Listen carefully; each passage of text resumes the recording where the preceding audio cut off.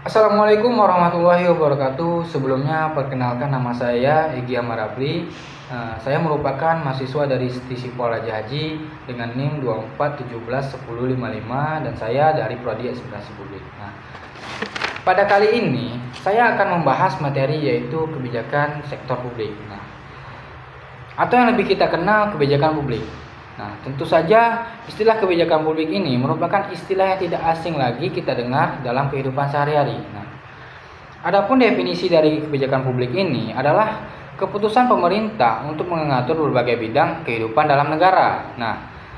Dan atau juga proses formulasi berbagai alternatif kebijakan publik dan keputusan pemilihan alternatif yang terbaik. Maksudnya pemilihan alternatif yang terbaik di antara alternatif-alternatif lainnya.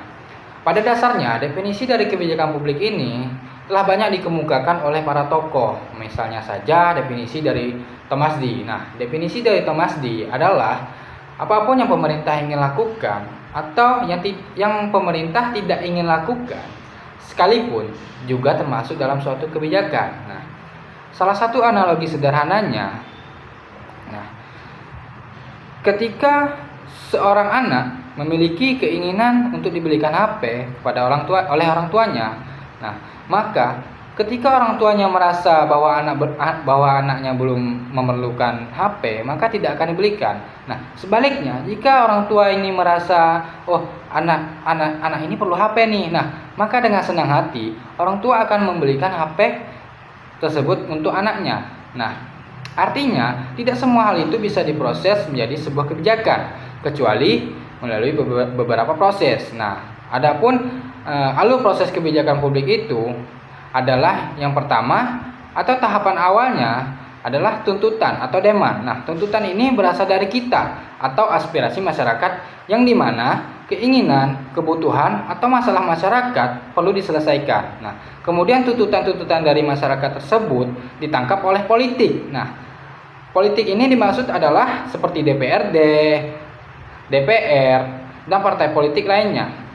Kemudian dari politik diolah menjadi peraturan. Dari peraturan tersebut kemudian diteruskan oleh pemerintah. Setelah dari pemerintah untuk dirancang menjadi sebuah kebijakan publik. Selanjutnya kebijakan publik yang sudah dibuat oleh pemerintah kemudian dilaksanakan atau diterapkan oleh instansi pemerintah dalam bentuk pelayanan publik atau public service.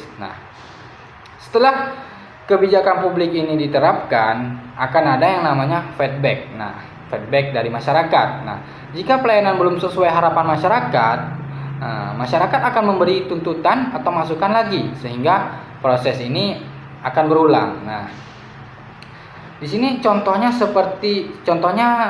pada 2019 di Yogyakarta, masyarakat terutama petani dan peternak menyampaikan aspirasi mengenai dampak negatif keberadaan tambak udang di sepanjang pantai selatan. Artinya, masyarakat ini menuntut pemerintah untuk melakukan suatu kebijakan.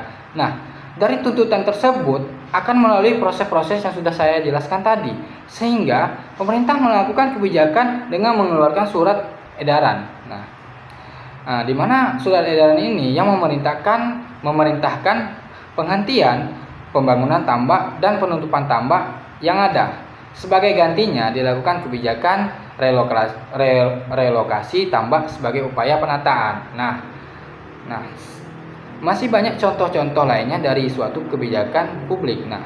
Adapun contoh sekarang yang seperti sekarang atau contoh sekarang ini itu adalah efisiensi anggaran 2025. Efisiensi anggaran ini termasuk juga dalam kebijakan sektor publik. Jadi seperti itulah definisi, contoh atau tahapan proses dari kebijakan publik ini. Mungkin sampai di sini saja apa yang dapat saya sampaikan. Semoga bermanfaat bagi kita semua. Apabila terdapat kata-kata yang salah atau ucapan yang salah, saya mohon maaf. Di sini saya akhiri. Wabillahi taufiq wal hidayah. Assalamualaikum warahmatullahi wabarakatuh.